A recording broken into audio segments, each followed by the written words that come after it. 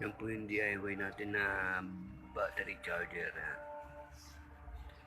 So, yan po. Yan. Napunta sa negative nun. Sa ilaw. Lalabas po. Galing sa positive ng charger po ng laptop. Yan. Charger ng laptop.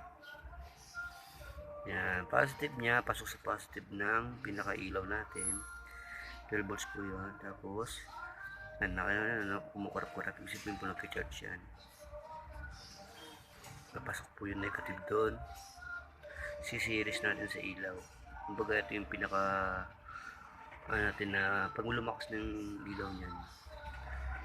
Pag lumakas ng ilaw, ibig sabihin nag-charge siya ng marami ng charge yung ating baterya. Sana po makatulong sa inyo. Yan niyo po. Yan.